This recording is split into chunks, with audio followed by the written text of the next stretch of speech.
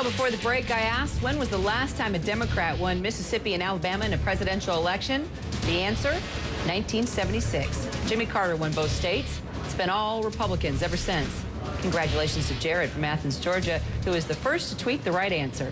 All right, let's talk more politics. Southern style this time. Newt Gingrich and Mitt Romney are in Mississippi, and Rick Santorum is spending the day in Alabama. Both states holding primaries on Tuesday. It's all fair game with two of our favorites, Lenny McAllister, Republican analyst in Chicago, and Ed Espinosa, Democratic consultant in Austin, Texas. All right, guys, a lot of talk about who's in, who's out. Gingrich says he's not leaving the race, but a Romney aide says it would take, quote, an act of God to prevent Romney from being the nominee. Now, here's Santorum on that. You know, what won't they resort to try to bully their way through this race? You know, if the governor thinks he's now ordained by God to win, then let's just have it out. All right, Ed, Lenny, both of you are now God. Okay, who's right, Ed? It might take an act of God for Mitt Romney to get more than 50% of the vote in any of these primaries, but so long as there's 3 candidates in the race, he does a little bit better. So he doesn't need 50%. And I think that in this case, Gingrich is playing spoiler. He alone is prolonging this process and preventing it from being competitive between 2 viable candidates. And for Democrats like me, I love Newt Gingrich. I think he's making this primary a lot more entertaining. Lenny, you agree? No, I don't. But if the Mitt Romney camp's looking for acts of God, they better ask God for more support from the conservative base to get behind Mitt Romney, and they better ask God for independents to start shifting back towards Mitt Romney. Those are the acts of God they need to be focusing on. Other than that, they're going to continue to gain delegates. The other 2 are going to have a hard time catching them as long as there are 3 people actively chewing at the delegate base in this race in addition to Mitt Romney. But as long as there's an enthusiasm gap, and as long as President Obama is starting to get the independents back on his side, he's going to need to do some praying in order to catch up in those overall national polls. True story. Now Newt Gingrich called off Kansas, rather, you know, the site of Saturday's caucuses. So, Ed, what does that tell us? You know, I've worked a lot of presidential campaigns. I've worked caucuses. I've worked primaries.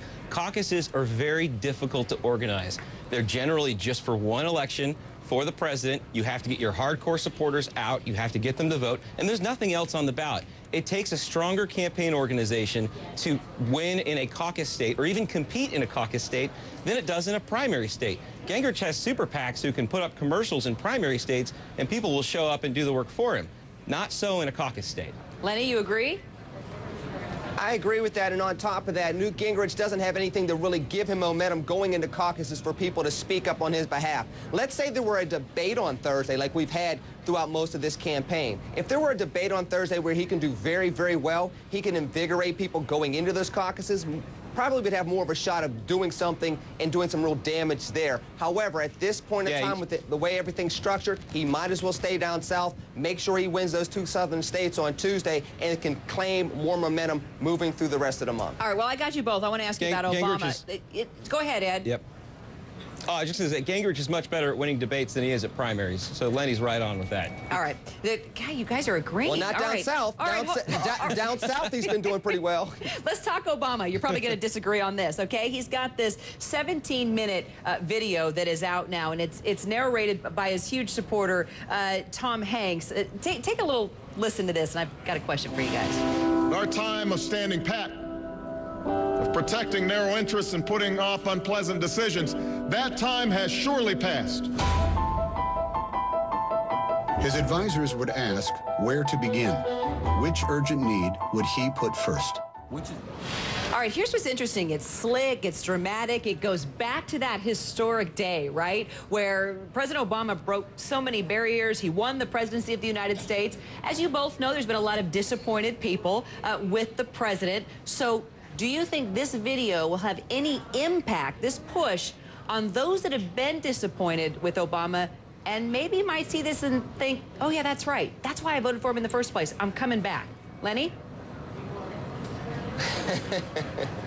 Those that are caught up in the American Idol style of politics will get caught up in this. Those that are looking at pink slips and watching the unemployment claims rise this week, those that are maybe watching the unemployment rate either stay flat or continue to rise through the rest of 2012, they will not be swayed by this. It still goes back to jobs. And when you have a president that says, hey, things are getting better, unemployment's only at 8.3%. Hey, African Americans, unemployment's getting better. Your unemployment rate's only about 12, 13%.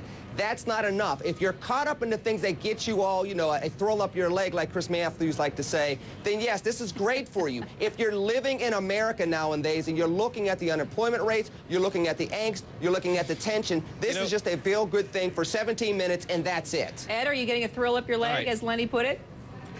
Well, this is the thing. 24 straight months of job growth.